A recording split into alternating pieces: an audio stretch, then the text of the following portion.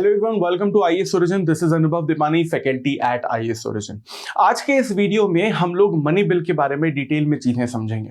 अगर आपने IAS origin का इससे पहले का ऑर्डिनरी बिल का वीडियो देखा है और आपको ऑर्डिनरी बिल अगर अच्छे से समझ में आया है तो मनी बिल समझना आपके लिए और ज्यादा आसान हो जाएगा।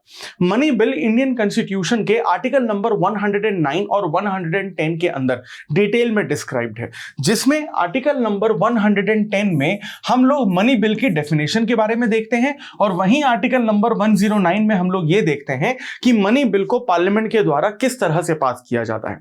सबसे पहले आपको मनी बिल की डेफिनेशन के बारे में यह समझना पड़ेगा कि अगर सरकार किसी भी तरीके का कोई ऐसा कानून लेकर आ रही है जो किसी भी फाइनेंस या किसी भी टैक्स या किसी भी मनी से रिलेटेड है, पैसे से रिलेटेड है, तो उस बिल को मनी बिल कहा जाएगा। एग्जाम्पल के तौर पे मान लीजिए कि आप लोग इस वक्त ये वीडियो ऑनलाइन ना देखकर आईएएस ओरिजिन के एक ऑफलाइन क्लासरूम में बैठे हैं और मैं आप लोगों से ये कहता हूं कि मान लीजिए हमारी क्लासेस 11 बजे से लेके 1:30 बजे तक चलती हैं और मैं आपसे ये कहता हूं कि कल से आपकी जो क्लास का टाइमिंग है वो 11 बजे से चेंज करके 12 बजे कर दिया जाएगा। तो ये एक कानून में चेंज किया हम लोगों ने, लेकिन इसमें कोई पैसे से रिलेटेड बात तो नहीं हुई ना, सिर्फ टाइमिंग से ही रिलेटेड बात हुई, तो ये बिल कहलाएगा ऑर्डिनरी बिल। लेकिन अगर मैं आप लोगों से ये कहूं कि अगर आपको ये क्लासेस जो 11 बजे से हैं 11 बजे ही लगेंगी, लेकिन आपकी फीस हम लोग 20,000 रुपए और बढ़ा देंगे, तो यहां पर पैसे की बात आती है, यानी कि अब इस कानून को मनी बिल के नाम से जाना जाएगा। लेकिन अगर किसी भी तरह से कोई भी कंट्रोवर्सी होती है या कॉम्प्लिकेशंस या डिस्प्यूट क्रिएट होते हैं कि कौन सा बिल मनी बिल है और कौन सा बिल ऑर्डिनरी बिल है, तो इसका जो फाइनल डिसीजन है वो सिर्फ और सिर्फ लोकसभा स्पीकर के द्वारा ही लिया जाएगा। यानी कि इसका मतलब ये हुआ कि अगर लोकसभा स्पीकर ने ये कह दिया कि भाई ये बिल तो मनी बिल है या ये बिल तो ऑर्डिनरी बिल है, तो लोकसभा स्पीकर का डिसीजन बिल के ऊपर फाइनल माना जाएगा। अब हम लोग समझते हैं कि इस ऑर्डिनरी बिल को किस तरह से पार्लियामेंट में पास किया जाता है, और यह समझने के लिए हमें मनी बिल को ऑर्डिनरी बिल से कंपेयर करना होता है ताकि आपको और बेहतर तरीके से समझ में आए। देखिए, ऑर्डिनरी बिल में हम लोगों ने यह पढ़ा था कि जब भी हम लोग ऑर्डिनरी बिल को प्रेजेंट करते हैं पार्लियामेंट में या लोकसभा में या राज्यसभा में, तो हमें प्रेसिडेंट के परमिशन की जरूरत बिल्कुल भी नहीं होती है। लेकिन मनी बिल में ऐसा नहीं होता। अगर आप मनी बिल को पार्लियामेंट में प्रेजेंट कर रहे हैं तो आपको प्रेसिडेंट के परमिशन की जरूरत पड़ती है। बिना प्रेसिडेंट के परमिशन के आप मनी बिल को लोकसभा में पेश नहीं कर सकते हैं। So IAS origin is coming up with the new UPSC GS batch, जिसमें आपको लाइव क्लासेस, रिकॉर्डेड लेक्चर, आपको बहुत सारा एक्सेस में मिलेगा। हार्ड कॉपी मटेरियल जो आपके घर तक आपको पहुंचाया जाएगा, डाउट रिजोल्यूशन क्लासेस और टॉपर सेशंस और आंसर राइटिंग जैसे बहुत सारे फीचर्स हैं। सभी फीचर्स को डिटेल में जानने के लिए डिस्क्रिप्शन में जो लिंक दिया गया है उसे क्लिक करिए और आईएएस ओरिजिन के ऑफिशियल नंबर पर कांटेक्ट करिए। जब हम लोग ऑर्डिनरी बिल को पार्लियामेंट में प्रेजेंट करते हैं तो हमने ये कहा था या तो हम लोकसभा में ऑर्डिनरी बिल को प्रेजेंट कर सकते हैं या तो राज्यसभा में कर सकते हैं। यानी कि इसका मतलब ये हुआ, अगर आप लोकसभा में ऑर्डिनरी बिल को प्रेजेंट करते हैं तो Lok Sabha becomes your first house and Rajya Sabha becomes your second house.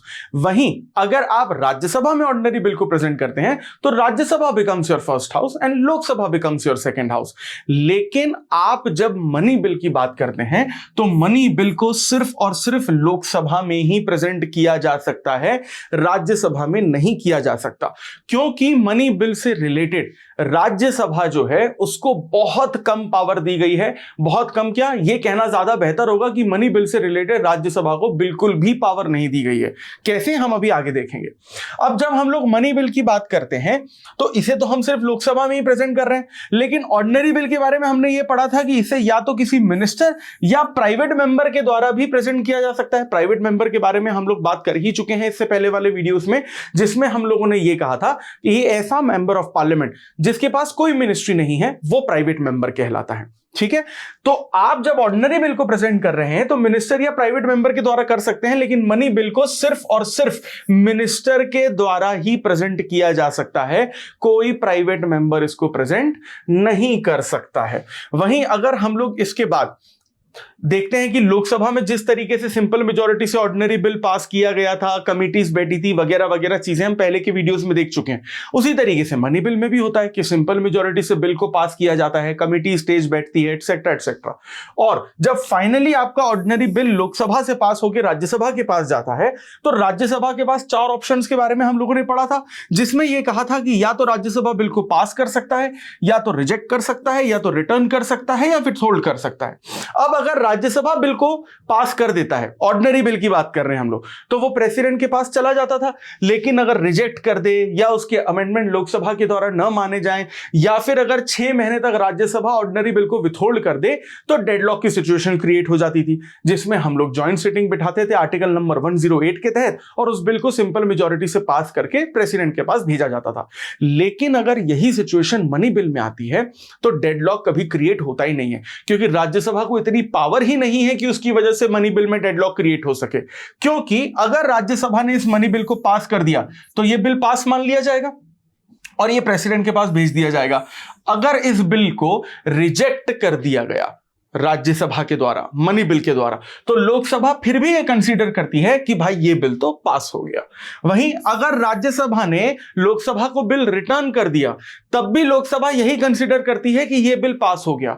और अगर राज्यसभा ने कोई एक्शन नहीं लिया इस मनी बिल पे, यानी कि उसे विथहोल्ड कर दिया, तो ऑर्डिनरी बिल के केस में लोकसभा ने 6 महीने तक इंतजार किया था, लेकिन मनी बिल के केस में वो सिर्फ 14 डेज यानी 2 हफ्ते का इंतजार करती है। और 15th डे पर लोकसभा यह कंसीडर करती है कि यह बिल तो है अब पास हो चुका है।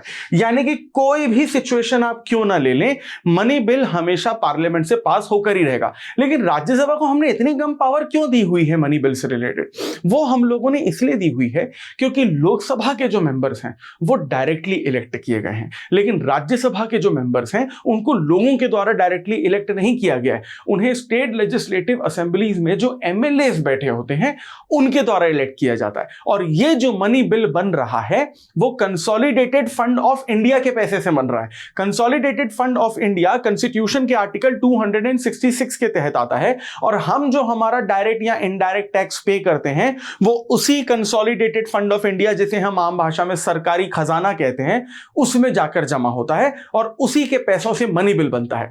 तो हम अपना पैसा उसके हाथ में छोड़ना चाहेंगे जिसे हमने डायरेक्टली इलेक्ट किया है, या उसके हाथ में जिसे हमने इलेक्ट नहीं किया, वो इनडायरेक्टली किसी और के द्वारा इलेक्ट हुआ है। ऑब्वियसली ये हम पैसा उसके हाथ में छोड़ना चाहेंगे जिसे हमने डायरेक्टली इलेक्ट किया है, क्योंकि वो हमारे लिए रिस्पॉन्सिबल भी रहेगा। इसीलिए मनी बिल में लोकसभा को पूरी पावर्स दी गई हैं और राज्यसभा को नहीं।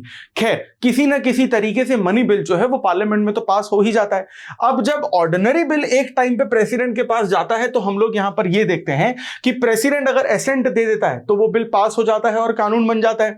अगर प्रेसिडेंट इस बिल को रिटर्न कर देते हैं लोकसभा के पास या पार्लियामेंट के पास, तो वहां पर अगर पार्लियामेंट वैसा का वैसा वो बिल वापस भेज देती है, तो दूसरे स्टांस में भी प्रेसिडेंट को वहां पर सिग्नेचर करना ही पड़ता है। और अगर प्रेसिडेंट पॉकेट वीटो का इस्तेमाल करते हैं तो बिल फिर भी विथहोल्ड हो जाता है। लेकिन मनी बिल के सिनेरियो में यहां पर केस हमें बहुत ज्यादा अलग देखने को मिलता है, और यहां पर हमें यह देखने को मिलता है कि प्रेसिडेंट अगर एसेंट दे देते हैं तो बिल पास हो जाएगा और वो कानून बन जाएगा, और अगर यहां पर विथहोल्ड कर दिया प्रेसिडेंट ने, यानी पॉकेट वीटो का इस्तेमाल कर दिया, तो बिल डेड भी हो सकता है। लेकिन आप एक डिफरेंस यहां पर ये देखिए कि ऑर्डिनरी बिल की जब हम लोग बात कर रहे थे तो प्रेसिडेंट को इस बात की पावर थी कि उस बिल को वो रिटर्न कर सकते हैं। लेकिन मनी बिल में जब हम लोग यहां पर सिचुएशन देखते हैं तो हम यहां पर ये देखते हैं कि मनी बिल को रिटर्न करने की जो पावर है वो प्रेसिडेंट को नहीं दी गई है। इसका रीजन ये है कि यहां पर जब ऑर्डिनरी बिल को हमने पार्लियामेंट में प्रेजेंट किया था पहली बार, तो प्रेसिडेंट की परमिशन हम लोगों ने नहीं ली थी।